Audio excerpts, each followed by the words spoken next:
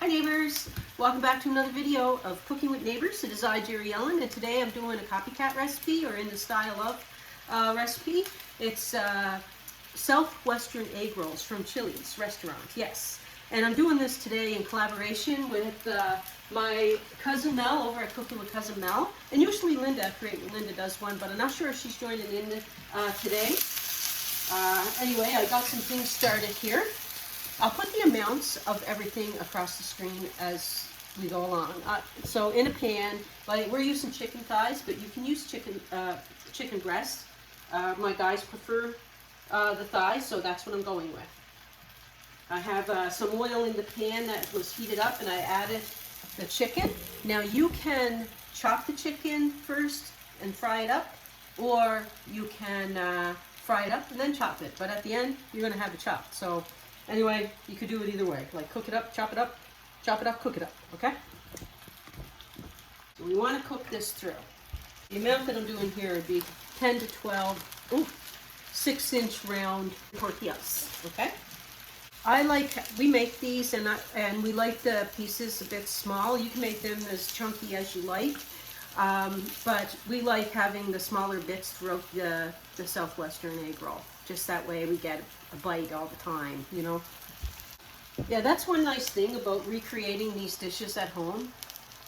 You love it when you're at the restaurant, and guaranteed you get a few of it here and there, bits and pieces put together to make it taste like it, but then you can tweak it to make it even better for yourself. So like, for instance, the smaller bits, if that's what your family likes, you'll have smaller bits. You like them chunkier, you'll have chunkier, you know. So it's nice to recreate dishes. It's a lot of fun too. So I hope that either if you like the Southwestern egg rolls there and want to give this a try, I hope you do. Or if it just inspires you just to try to recreate something in the kitchen. Okay, so that's starting to cook up, and I'm going to add my spices and seasonings to it, okay? Add a teaspoon of ground cumin, a teaspoon of parsley flakes, a teaspoon of chili powder, and I'm going to get a little titch of cayenne in there as well. So I'm not putting a lot of cayenne in it, just a pinch, I would say. Now, once this is cooked, you can transfer it to a bowl before the next step, or you can just do it all at the same time, which is what I'm going to do. Yeah. So, because you just saute a few of the vegetables, heat them through, and then you add back the chicken. So I'm just going to leave it all in the one pot. Some sweet bell pepper, or capsicum as they say in other parts of the world. And now some corn, green onion, the white parts and all. Now we have some spinach. That was frozen spinach that we thawed out, and we squeezed the water out. I want to get that through. My heat is on a medium now. And I have one jalapeno from my garden that I diced finely, and I took the ribs out and the seeds out and mixed this through. I'm going to add some. I strained and washed some black beans. They're already cooked in the pan, so. Look at that, I could just eat that just like that. Oh my. I am going to turn off the heat. I'm going to get some cheese grated. Now, depending too, like how soft you want your peppers and onion and stuff, you can saute it longer. That's the one great thing about being at home, right? You can doing this at home. You can make it as soft or crunchy, whatever your family prefers. I'm going to get my cheese now. Since I'm going to use that pan, I'm going to transfer that into a bowl to cool off, because I'm going to use that for one of the parts of this recipe. Okay, I am going to shallow fry these. I'm not going to deep fry them like at the restaurant. I'm just going to shallow fry. I'm going to bring you on over. Okay, so put 2 cups of your cheese of choice. Monterey Jack is what I believe that is used at Chili's. But so 2 cups. This doesn't have to be completely cooled down. I just didn't want, when I added my cheese, for it to be at the point that the cheese was going to melt instantly and I couldn't mix it through. So anyway, I thought the camera was on, it wasn't. So I mixed that 2 cups of cheese through, and I'm starting to roll some some of the tortilla wraps.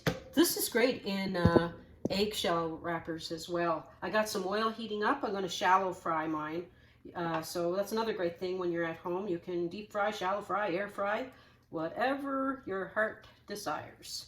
So I put a melt in, I do a roll, I tuck it, then I fold the sides, and then I roll, and I want the seam to be down across the bottom in the center, preferably if you can, because that will help seal it. I'm going to do another one. That one came out kind of messy. So putting the melt in. With clean hands, you're going to do this. And this is another reason why I wanted to cool it down, so I can handle it a bit.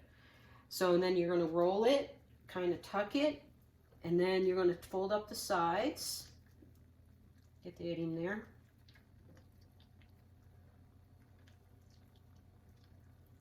And then continue to roll. Get the seam to be at the bottom. You can wet the end of the roll a little bit. Help it stick. You can use an egg wash. So we used to do at one of the restaurants I was at, like to seal the egg rolls. So it's probably a good idea to do here too. I'll tell you a dip that I think that at the restaurant they do like avocado ranch dip. So what we do most times when we make this is we get a thing of guacamole, either make it ourselves or buy it at the store. And then what we do is mix some ranch dressing in it, like out of the bottle that you buy, and put like, well, you can do it to taste, but we put probably 1/4 cup of ranch dressing mixed with a small tub, 1/4 cup to a 1/2 cup mixed with a small tub of guacamole. Some of these are not going to stay together for Jerry. Like I say, I think a good idea is to use the egg wash. But you try to put the seam side down onto the pan, so that way maybe it seals up for you. Woo. Okay, so I'm putting one in there, seam side down. I'm trying to get a better shot of how these were fried. And then I can show you. I'm still going to be working on them, but I can show you what I got. Be careful, like even having like a screen for on top of this is a good idea. Like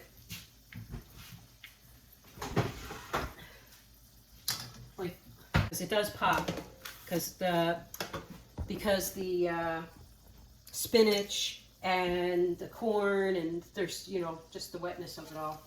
So yeah, seam side down, it tends to seal pretty good, but sometimes they don't stay sealed, so a little bit of an egg wash around the seams when you're folding would be a good idea.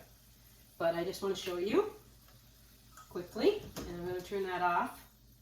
I'll show you what we got. Yeah, that one's quite hot. Like I say, some of them they kind of widen, they loosen. Like this one is a bit loose, and this one is nice and sealed. A few of them that come out nice and sealed. If you get that seam down the center and then fry it, they stay nice and sealed. But like I say, you could do an egg wash, that would be fine. There we have it. Let's try to do a thumbnail, and then I'll do a tasty poo. I'll take one of the messy looking ones.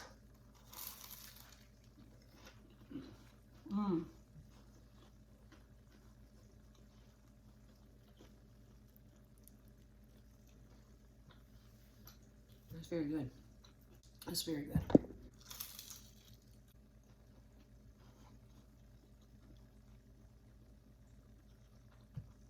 I don't know what else to say other than give it a try. Peace, love, God bless. It's very good, very delicious. I appreciate you all from my heart to your home.